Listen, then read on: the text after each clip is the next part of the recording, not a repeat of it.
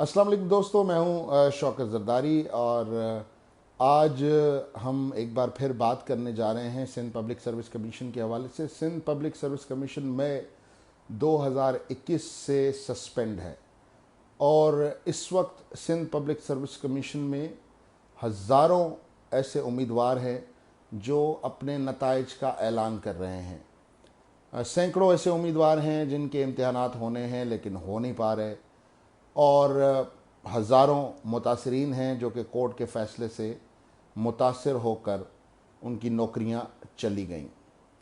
इस डिबेट में अगर हम जाएंगे कि कमीशन क्यों बंद हुआ, कैसे बंद हुआ, किसने करवाया, लोगों ने मुझ पे भी इल्ज़ाम लगाया जबकि मैंने सिर्फ़ और सिर्फ कमीशन में होने वाली करप्शन को एक्सपोज किया।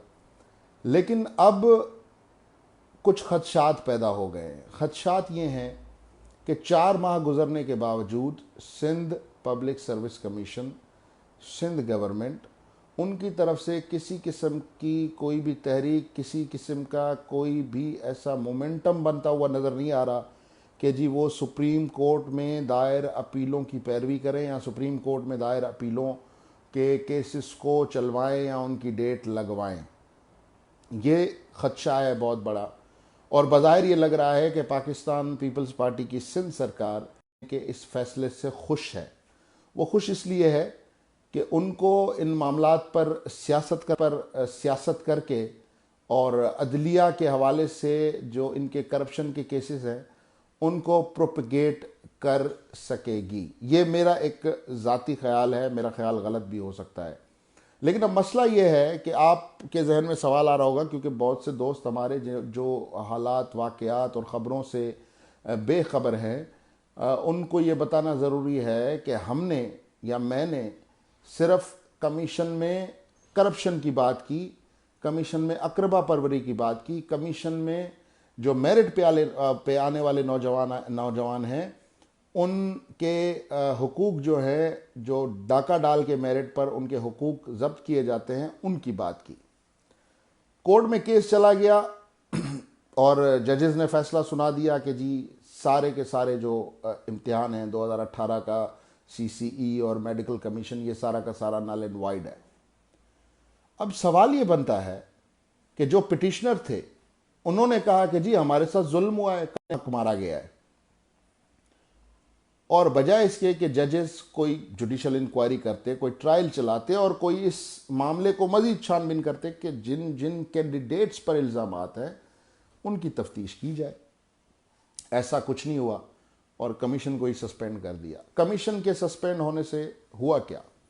हुआ ये कि चेयरमैन साहब जो है वो भी तनख्वाह उठा रहे हैं, मेंबर जो हैं वो भी तनख्वाह उठा रहे हैं, जितना स्टाफ है वो भी तनख्वाह उठा रहा है, सिर्फ सिंध का नौजवान परेशान है। जब हमारा झगड़ा ही सिंध के नौजवान के हुकूक के लिए है, जब हमारा सारा फड्डा ही मेरिट के इम्प्लीमेंटेशन का है, तो डेफिनेटली जब इस किस्म के इदारों को ताले लगेंगे तो मेजॉरिटी में हमारे सिंध के नौजवानों का नुकसान होगा। तो कम से कम हम लोगों को किसी भी किस्म की मसलियत से दूर रहकर अपने नौजवानों के साथ खड़ा होना है। अब सवाल ये पैदा होता है कि कमीशन खुलेगी या नहीं खुलेगी। इस वक्त तक की जितनी भी एक्टिविटीज़ हैं उनसे बज़ाहिर ये लग रहा है कि फ़िलहाल कमीशन इतना जल्दी खुलने वाली नहीं है, क्योंकि सुप्रीम कोर्ट में आपके केस की तारीख ही नहीं लग रही है और जब तक तारीख नहीं लगेगी, जब तक बात नहीं चलेगी, जब तक केस आगे नहीं बढ़ेगा, तब तक हमें ये कहना कबल अज़ वक्त है कि वो फ़ैसला क्या आएगा, क्या सिंध के फ़ायदे में आएगा, सिंध के नुकसान में आएगा, क्या इन लोगों की नौकरियां बचेंगी, इन लोगों की नौकरियां चली जाएंगी। बज़ाहिर जो मूड लग रहा है कोर्ट्स का, वो हमने देखा कि 16,000 एम्प्लॉइज़ को घर भेज दिया सिर्फ इस बुनियाद पे कि जी इनकी सियासी भर्ती थी। ये नहीं देखा कि इन लोगों ने कितने साल सर्विस की, ये नहीं देखा कि इनमें से कितने लोग रिटायर हो गए, ये नहीं देखा कि कितने लोग रिटायर होने वाले हैं। लेकिन वही जो एक रेशल डिस्क्रिमिनेशन, वही एक जो बुग़्ज़ सिंध है, उसमें जज साहब ने फैसला सुनाया, चले गए। इस मुल्क में कोई सुनवाई नहीं है, कोई सुनने वाला नहीं है। लेकिन उसके बावजूद भी मैं सिंध के नौजवानों को एक अर्ज़ करूँगा कि कमीशन खुलवाने के लिए, कमीशन की बहाली के लिए मैं आपके साथ हूँ। मैं आपकी आवाज़ से आवाज़ मिलाकर चलूँगा, लेकिन शर्त सिर्फ ये है कि जब कमीशन खुल जाएगा तो उसके खुलने के बाद भी आप ये उम्मीद मत रखिएगा कि कमीशन में करप्शन होगी और हम उस पर बात नहीं करेंगे। अगर कमीशन में करप्शन बरकरार रहेगी तो हम उस पर बात करेंगे। दूसरी बात, जो सारा कसूर था वो इंतज़ामिया का था, पेपर बनाने वाले, चेक करने वाले, मार्क्स देने वाले, रिजल्ट्स अनाउंस करने वाले। लेकिन विक्टिम किसको बनाया गया? स्टूडेंट्स को। विक्टिम किसको बनाया गया? मेजॉरिटी को। विक्टिम किसको बनाया गया? कैंडिडेट्स को। और उन कैंडिडेट्स की विक्टिमाइजेशन की आड़ में वो लोग भी विक्टिमाइज हुए जो बेचारे मेहनत करके आए थे और उनके साथ ये जुल्म हुआ, ज़्यादती हुई। ये नहीं होनी चाहिए थी। जिनके ऊपर इल्ज़ाम था, जो लोग आइडेंटिफाइड थे, सिर्फ उनका होना चाहिए था, लेकिन नहीं हुआ। अब दो ऑप्शंस बचे हैं, या तो सुप्रीम कोर्ट में इस केस को चलाने के लिए आप एक तहरीक चलाएं कि जी सुप्रीम कोर्ट ये केस सुने, जो अपीलें गई हुई हैं हाई कोर्ट के फैसले के ख़िलाफ़, उनको सुने और फौरी तौर पर सुने। दूसरा ऑप्शन ये हो सकता है कि सिंध गवर्नमेंट पर प्रेशर डाला जाए कि हाई कोर्ट ने जो फैसला दिया है और जिन जिन कवानीन पर हाई कोर्ट ने एतराज़ लगाए हैं, अगर तो वो एतराज़ ठीक हैं तो आप उनको दुरुस्त करें और सिंध के नौजवानों के मुस्तकबिल के लिए, उनके रोज़गार के लिए ये जो दरवाज़ा बंद हुआ है, इस दरवाज़े को खोलने के लिए भी हमने कोशिश करनी है, क्योंकि हमारा मकसद कमीशन को बंद करवाना नहीं था, ना ही उन वकला का मकसद था जो ये केस लड़ रहे थे, ना ही उन कैंडिडेट्स का मकसद था। मकसद ये था कि कमीशन में जो करप्शन है, कमीशन में जो अकरबा परवरी है, कमीशन में जो मेरिट की धज्जियाँ उड़ाई जा रही हैं, ये गंद साफ हो जाए।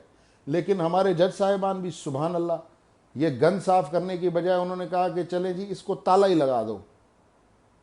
This was not the solution. ये जस्टिस नहीं था। ये ना जस्टिस कल था, ना आज है, ना आने वाले वक्त में होगा।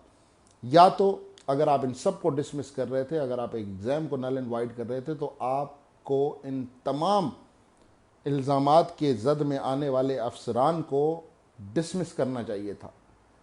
डिसमिस इनको करना चाहिए था, डिसमिस कमीशन के अफराद को करना चाहिए था। लेकिन उनको डिसमिस करने की बजाय जजेस ने भी गरीब नौजवानों पर अपनी कुल्हाड़ी चलाई। और अब मसला ये है कि हमारी सरकार, वो मेरा दोस्त है, उसका बड़ा एक डायलॉग मशहूर हुआ कि ऐसा पाण बचाएं या तांगे बचाएं।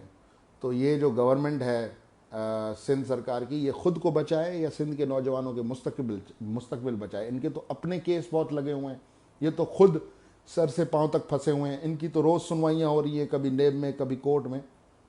तो इनको तो आपकी याद नहीं है। ये भी आपने हमने मिलकर काम करना है। तो इसलिए मैं नौजवानों को कहता हूँ कि मैं कोई लीडर नहीं हूँ भाई। आप ये ना सोचें कि शौकत ज़रदारी कमीशन की तालाबंदी में खुश है।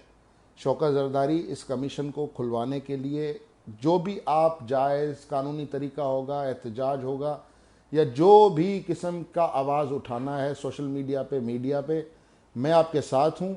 लेकिन कमीशन खुलने के बाद अगर फिर से कमीशन में करप्शन हुई तो फिर ये आपका भाई उसको एक्सपोज ज़रूर करेगा।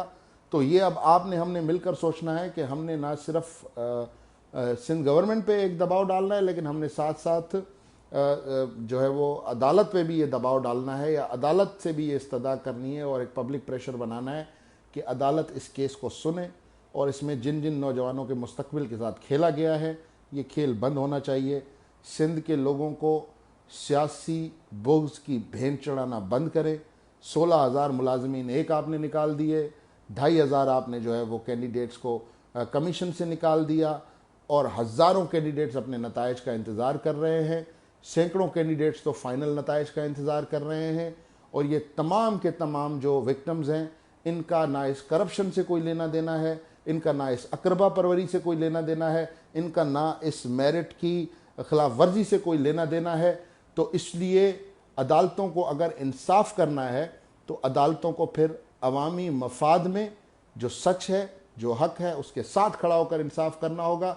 ये पॉपुलर जस्टिस ज़्यादा देर तक नहीं चलेगा कि जी हमने तो इनका पूरा इम्तिहान ही उड़ा दिया, जाओ कोई भी पास नहीं है। This is not the way my Lord. ये कोई तरीका नहीं है। आपने उन चोरों को उनकी रिस्पॉन्सिबिलिटी फिक्स करके सज़ा सुनानी थी। और इंशाअल्लाह ताला मैं यकीन से ये कहता हूँ कि सिंध का नौजवान बाशऊर है। सिंध का पढ़ा लिखा, काबिल, मेरिट पर आने वाला, मेहनत करने वाला नौजवान कभी भी कमीशन की बंदिश से खुश नहीं होगा। हाँ, उसको तकलीफ होगी अगर कमीशन फिर से वही करप्ट प्रैक्टिसेस करेगा। मुझे दीजिए इजाज़त। वीडियो पसंद आए तो इसको शेयर ज़रूर कीजिएगा। बहुत शुक्रिया।